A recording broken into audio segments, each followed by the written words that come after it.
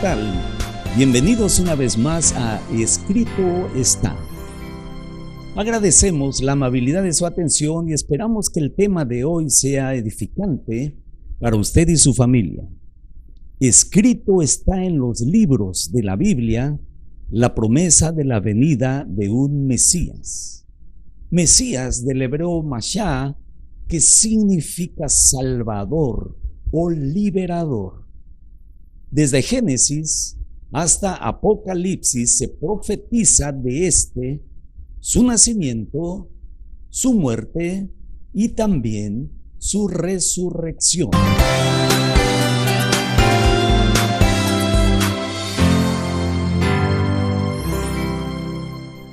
Tres profecías cumplidas que han trastornado a este mundo. El mundo de aquel entonces fue impactado con el cumplimiento de las profecías referente a este Mesías redentor enviado por Dios para liberar y salvar a los descendientes de Abraham y por implicaciones al mundo entero. El ámbito político, social, religioso fue trastornado hasta sus cimientos. Y esto se debió a la aparición en escena del profetizado Redentor. Los reyes temieron ser destronados. Los religiosos se sintieron amenazados y confrontados. Pero la sociedad lo aclamó al ver la superioridad de sus enseñanzas, la integridad de su persona y la autoridad con que éste hablaba. Ahora bien, ¿cuáles son estas? ¿Cuáles son esas profecías de las que hablaremos el día de hoy? Bueno, la profecía y el cumplimiento que diremos en esta ocasión es acerca del nacimiento de ese Mesías redentor enviado por Dios. Segundo, su muerte, esa muerte sacrificial sustitutoria que Él hizo por todos y cada uno de nosotros los pecadores. Y tercero, su resurrección, mostrando el poder que estaba en Él y que Dios el Padre hizo para levantarle de entre los muertos. Además, dije, de importante esto, definitivamente es trascendente, no solo en la vida de todo el mundo, sino en la vida de cada persona, que al considerar la poderosa profecía y el cumplimiento fiel y cabal de esta, tiene implicaciones también en la vida personal. Puede causar un trastorno benéfico en la vida de aquel que no solamente considere estas profecías y vea el cumplimiento, sino que también se entregue en los brazos del Salvador Cristo Jesús, que es el único Mesías redentor enviado por Dios. Muy bien, vamos a iniciar y vamos al libro de el profeta Isaías, capítulo 7, versículo 14. Muy bien, estamos en Isaías, capítulo 7, versículo 14. Esta porción que vamos a leer fue escrita 700 años antes que el Señor Jesucristo naciera. Fíjese el alcance y poder de la palabra de Dios. 700 años antes de que aconteciera, fue profetizado. Dice así esta porción: por tanto, el Señor mismo os dará señal.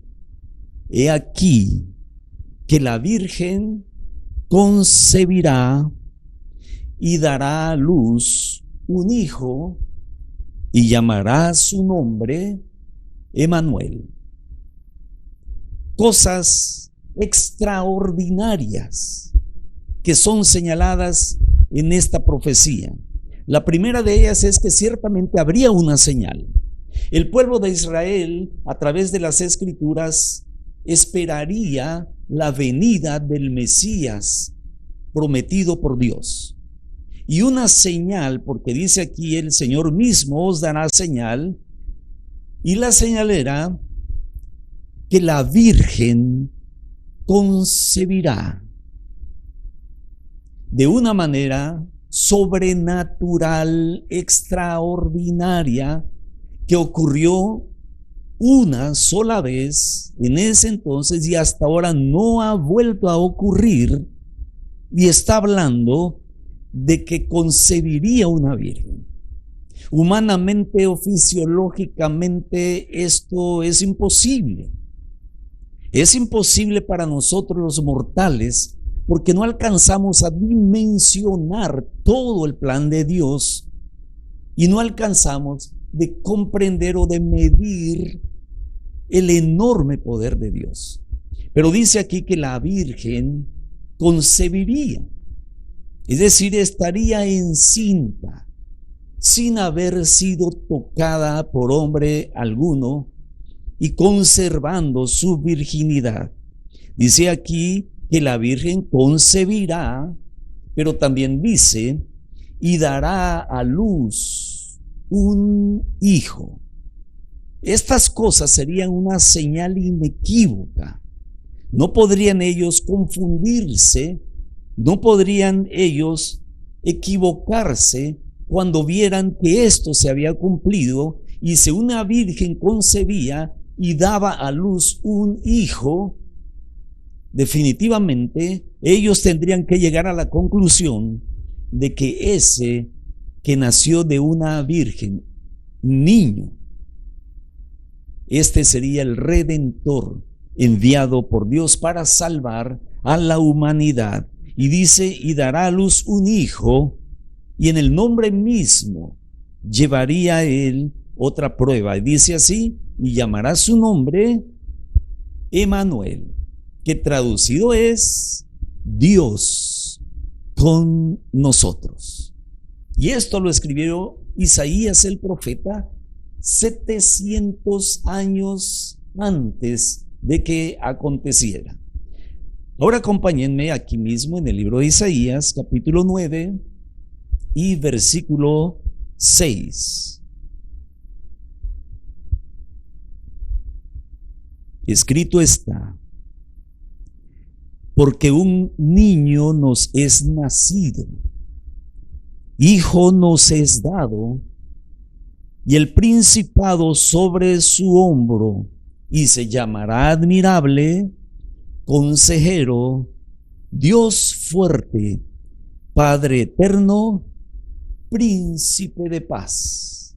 Y ese niño nos es nacido se refería exacta y precisamente al Hijo de Dios, al Señor Jesucristo. Y esto, muchísimos años antes de anticipación, estaba siendo revelado por Dios, porque la Biblia es la completa, total y revelación de Dios a los hombres.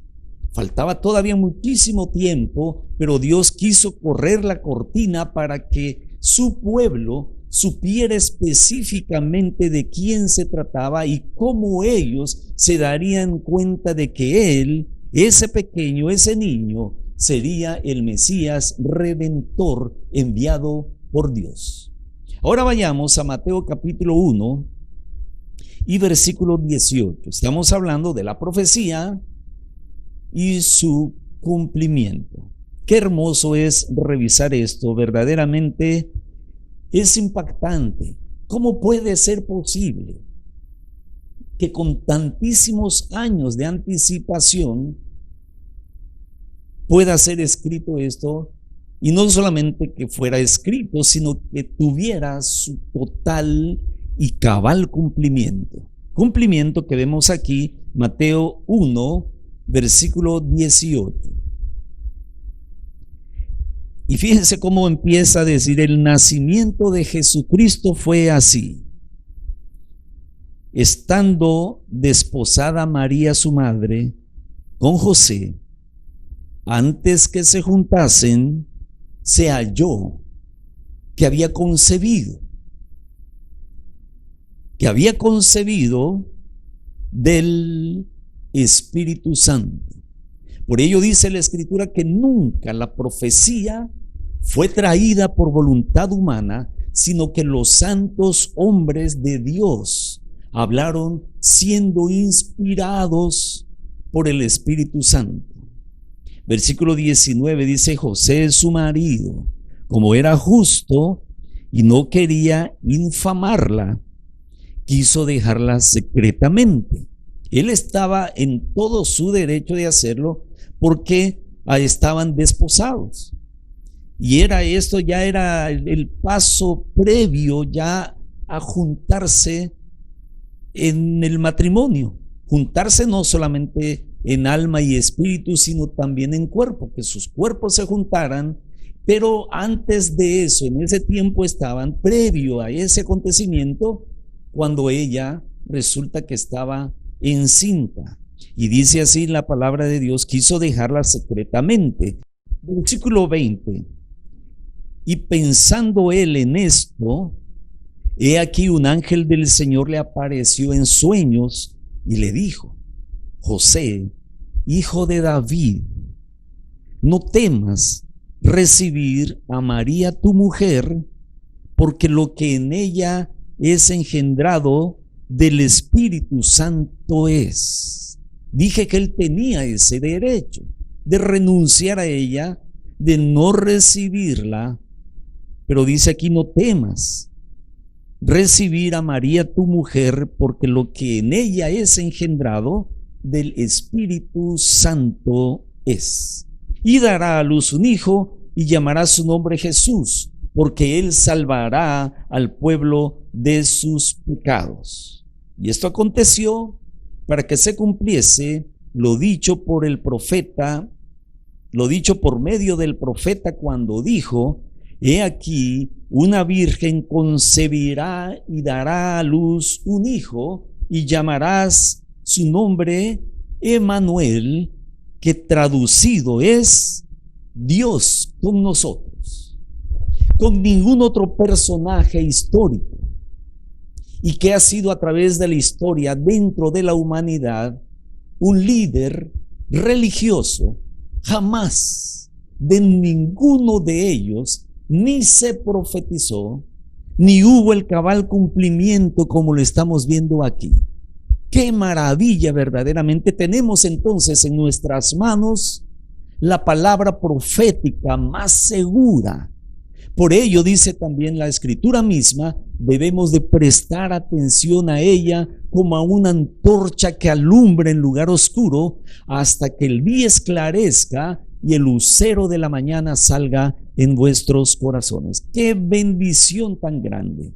Tener la palabra de Dios y ser parte de los fieles y creyentes en el Señor Jesucristo, porque sin haber visto esto, lo creemos porque así la palabra de Dios lo anunció y se cumplió fiel y cabalmente. Verdaderamente es una gran bendición.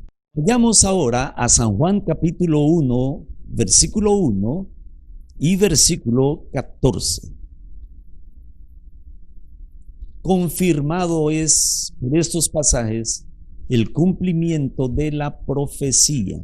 San Juan capítulo 1, versículo 1 y 14. Y dice así, refiriéndose al Señor Jesucristo, dice: en el principio era el Verbo, y el Verbo era con Dios, y el Verbo era Dios. Es decir, el Señor Jesucristo es la segunda persona de la Trinidad: Dios Padre, Dios Hijo y Dios Espíritu Santo. Y esto es comprobado aquí con este pasaje de la Escritura. Y dice: en el principio era el Verbo, y el Verbo era con Dios, y el Verbo era Dios. Y habla también de la divinidad del Señor Jesucristo. Hay quienes niegan esto, pero el Señor Jesucristo es Dios mismo, Dios que tomó forma de hombre, Dios que se encarnó. Y veamos el versículo 14 aquí mismo, dice: y aquel Verbo fue hecho carne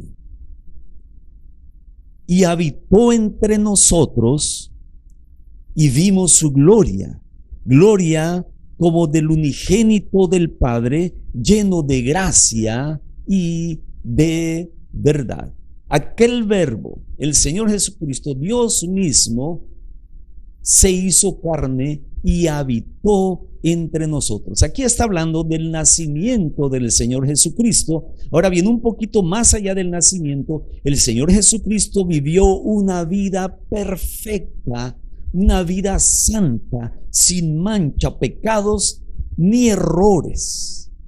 Eso fue contundente para todos los que estaban observando a ese personaje que había entrado en el plano de la vida de este mundo. Sus ojos estaban sobre él. Los ojos del mundo de aquel entonces lo estaban observando y vieron una vida perfecta, santa, sin mancha ni errores. Qué bendición tan grande considerar también esta porción de la Escritura. Ahora bien, vamos al segundo, su muerte. Su muerte es la segunda profecía que veremos en esta ocasión.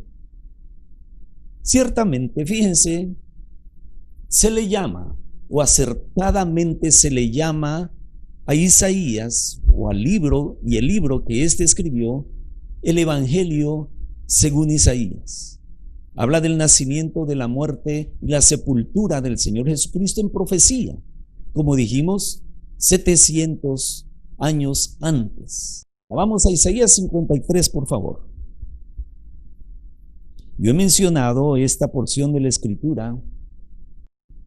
Es como si Isaías hubiera estado frente a la cruz del Calvario, mirando todo lo que acontecía, y lo escribió. Y fíjese la exactitud de la profecía con lo acontecido el día de la crucifixión y muerte del Señor Jesucristo. Isaías 53 dice así: ¿quién ha creído a nuestro anuncio? ¿Y sobre quién se ha manifestado el brazo de Jehová? Subirá cual renuevo delante de él, y como raíz de tierra seca, no hay parecer en él, ni hermosura. Le veremos, mas sin atractivo para que le deseemos. Despreciado y desechado entre los hombres, varón de dolores, experimentado en quebranto, y como que escondimos de él el rostro, fue menospreciado y no lo estimamos. Ciertamente llevó él nuestras enfermedades y sufrió nuestros dolores, y nosotros le tuvimos por azotado, por herido de Dios y abatido. Mas él herido fue por nuestras rebeliones, molido por nuestros pecados. El castigo de nuestra paz fue sobre él, y por su llaga fuimos nosotros curados. Todos nosotros nos descarriamos como ovejas, cada cual se apartó por su camino, mas Jehová cargó en él el pecado de todos nosotros. Y vea esto: angustiado él y afligido, no abrió su boca. Como cordero fue llevado al matadero, y como oveja delante de sus trasquiladores enmudeció, y no abrió su boca. Por cárcel y por juicio fue quitado, y su generación, ¿quién la contará? Porque fue cortado de la tierra de los vivientes, y por la rebelión de mi pueblo fue herido. Y se dispuso con los impíos su sepultura, mas con los ricos fue en su muerte, aunque nunca hizo maldad, ni hubo engaño en su boca. Con todo eso, Jehová quiso quebrantarlo, sujetándolo a padecimiento. Cuando haya puesto su vida en expiación por el pecado, verá linaje, vivirá por largos días, y la voluntad de Jehová será en su mano prosperada. Verá el fruto de la aflicción de su alma y quedará satisfecho. Por su conocimiento justificará mi siervo justo a muchos, y llevará la iniquidad de ellos. Obviamente, Isaías no habló por su propia cuenta. Y lo que dijo, no lo dijo de sí mismo. Isaías habló siendo inspirado por el Espíritu Santo. Por eso podemos ver la exactitud de la descripción que habla del Señor Jesucristo. Dice, y se dispuso con los impíos su sepultura, porque él murió entre dos malhechores. Y dice, mas con los ricos fue en su muerte, porque fue sepultado en un sepulcro nuevo, propiedad de un rico. Ahora vayamos al cumplimiento de esta escritura. Bueno, antes de eso quiero mencionarles que el Mesías sería rechazado, como está escrito ahí. El Señor Jesucristo llevaría el sacrificio, y ese sacrificio y ese castigo sería en sustitución por los pecados de su pueblo. Es decir, Él murió en lugar de todos nosotros. El Mesías enmudecería en presencia de sus acusadores. Lo acusaban injustamente, mas Él no abrió su boca para defenderse. El Mesías sería sepultado con los ricos. El Mesías estaría con pecadores en su muerte. Lucas 23, para que veamos el cumplimiento. Qué hermoso. Y yo espero que usted también esté regocijándose conmigo, porque en realidad considerar esto, que no es nuevo, ¿verdad?, para muchos de nosotros, pero que cuando lo consideramos verdaderamente nos maravillamos, no solamente del poder de Dios que es capaz de hacer esto, sino también de su ciencia, y porque todo eso lo hizo en favor nuestro. Qué bendición tan grande, qué maravilla, qué bendecidos somos los hijos de Dios. Y no solamente los que somos hijos de Dios, toda la humanidad ha sido bendecida con tener este libro en la tierra, que habla del cumplimiento de las profecías. Pero lamentablemente muy pocos de los seres humanos se dan a la tarea de hacer lo que estamos haciendo en esta ocasión, porque la palabra de Dios es viva y eficaz, y serían bendecidos no solo intelectualmente y emocionalmente, sino sobre todo recibirían la salvación eterna que está escrita en este libro y que se obtiene a través del Señor Jesucristo, para confiar en Él, o confiando en el Señor Jesucristo y arrepintiéndose para con Dios. Pero veamos aquí en Lucas capítulo 23, versículos 23 en adelante. Dice así: mas ellos instaban a grandes voces pidiendo que fuese crucificado. Y las voces de ellos y de los principales sacerdotes prevalecieron. Entonces Pilato sentenció que se hiciera lo que ellos pedían, y les soltó a aquel que había sido echado en la cárcel por sedición y homicidio, a quien habían pedido, y entregó a Jesús a voluntad de ellos. El pueblo quería a Barrabás, no quería a Jesús. Si Pilato había de soltar a uno de los dos, el pueblo pedía a Barrabás, que éste fuese soltado y que Jesucristo fuese crucificado. Pero la escritura habría de cumplirse, dice: el justo por los injustos, para llevarnos a Dios. Y dice también aquí: llevándole, tomaron a cierto Simón de Cirene, que venía del campo, y le pusieron encima la cruz para que la llevase tras Jesús.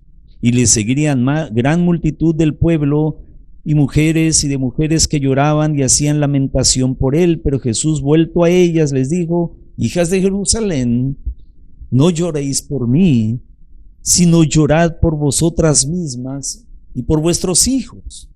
Porque aquí vendrán días en que dirán: bienaventuradas las estériles, y los vientres que no concibieron, y los pechos que no criaron. Entonces comenzarán a decir a los montes: caed sobre nosotros, y a los collados: cubridnos. Porque si en el árbol verde hacen estas cosas, en el seco, ¿qué no se harán? Y aquí está hablando de un pasaje de Apocalipsis, de otra profecía que también se cumplirá, que habla acerca de aquellos días en que el pueblo de Israel no solamente va a llorar, sino lo que va a sufrir será terrible, de manera que le dirán a los montes, caed sobre nosotros, y a los collados, cubridnos. Por eso no será posible, como ya lo vimos en una ocasión anterior, que la muerte huirá de ellos. Ellos preferirán estar muertos a seguir sufriendo el terrible castigo, el derramamiento de la ira de Dios en aquellos días de gran tribulación. Y vemos el cabal cumplimiento, y fíjense, por cuestión de tiempo, solamente algunos textos más vamos a mencionar de la Escritura para pasar al tercer y último punto. Versículo 43 dice: entonces Jesús les dijo, de cierto te digo, que hoy estarás conmigo en el paraíso. Bueno, saltamos todo el escarnio, la burla que hicieron del Señor Jesucristo. Y fíjese, retrocedamos un poquito, por favor, al 32. Dice, llevaban también con él a otros dos que eran malhechores para ser muertos. Y cuando llegaron al lugar llamado de la Calavera, le crucificaron allí, y a los dos malhechores, uno a la derecha y otro a la izquierda.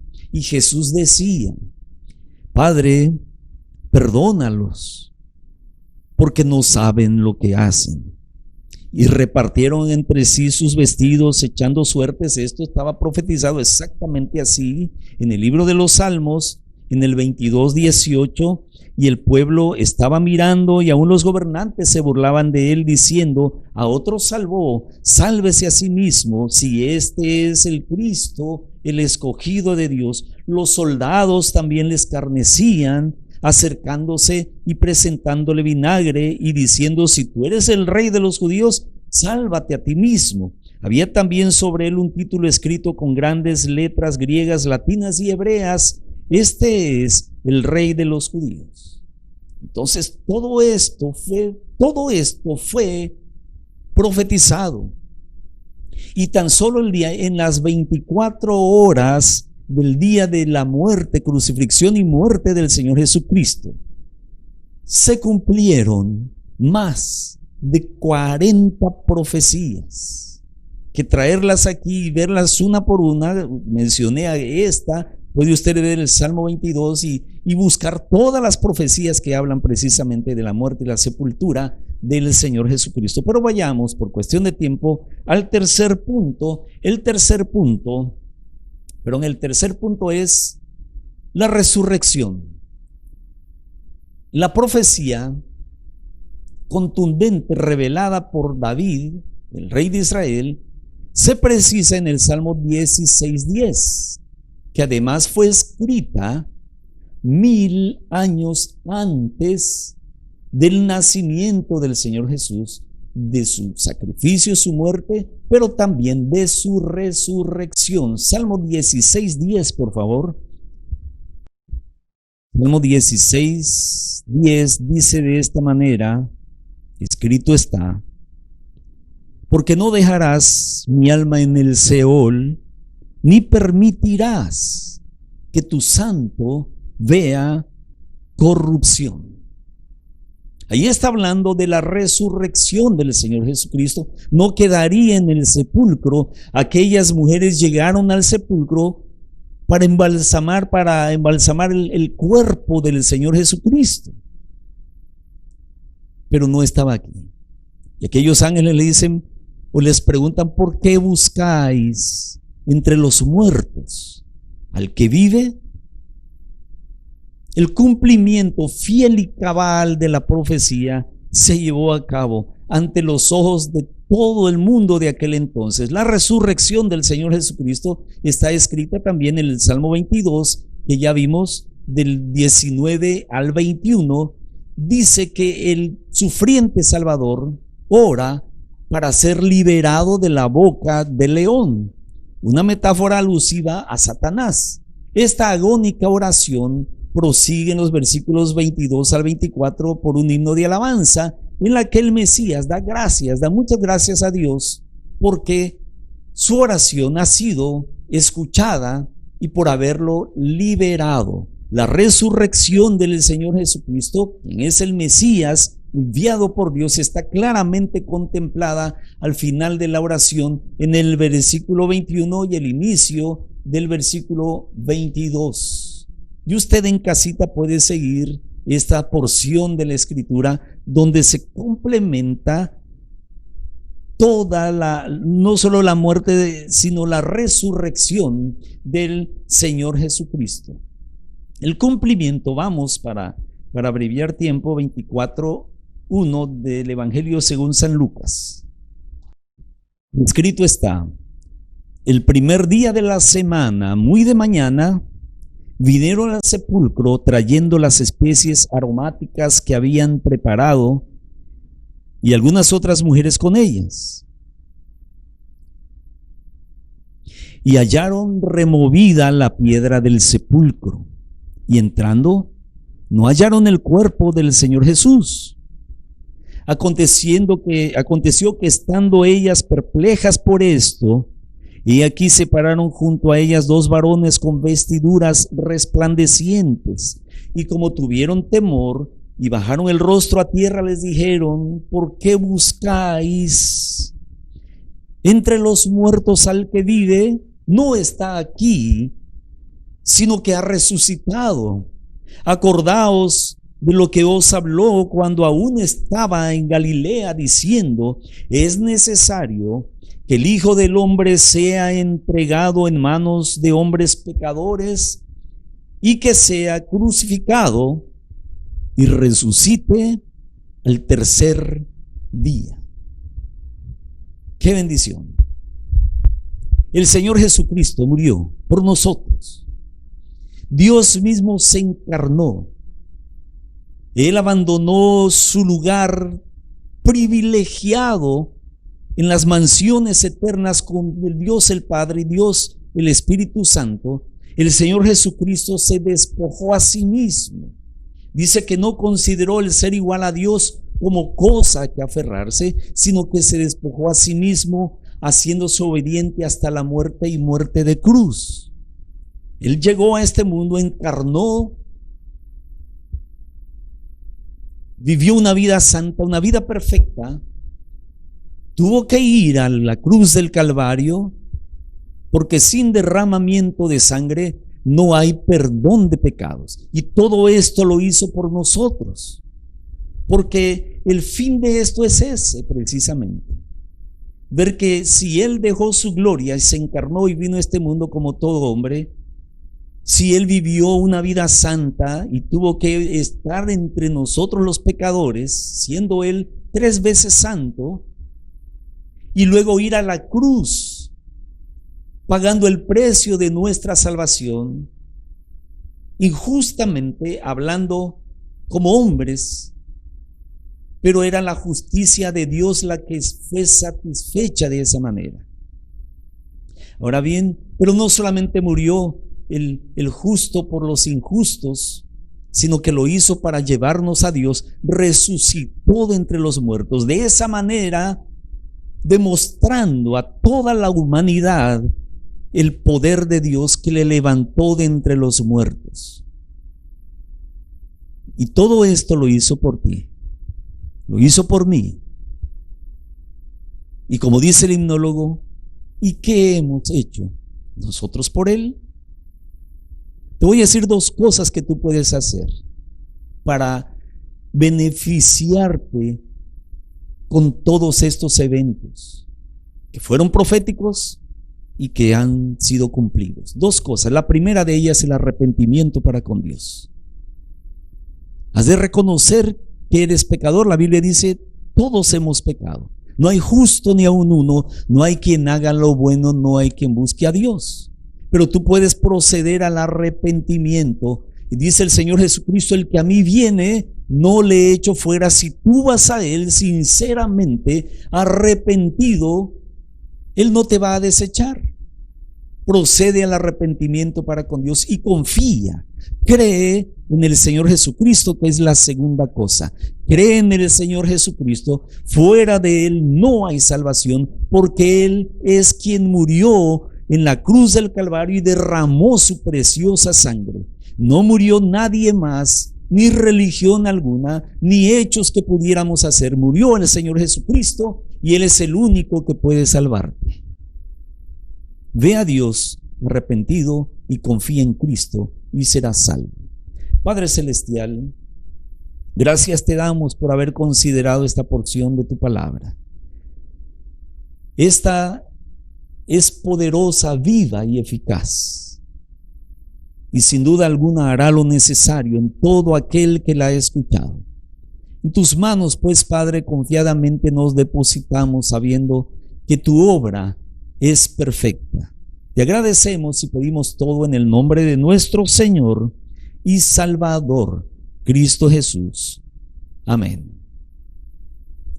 Solo nos resta enviarles un cordial saludo y un fuerte abrazo hasta donde quiera que usted se encuentre. Ha sido un enorme gusto, un gran placer poder compartir con usted estas porciones de las Escrituras. Nos vemos, si Dios nos los permite, la próxima semana. Y recuerde que escrito está, no solo de pan vivirá el hombre, sino de toda palabra que sale de la boca de Dios.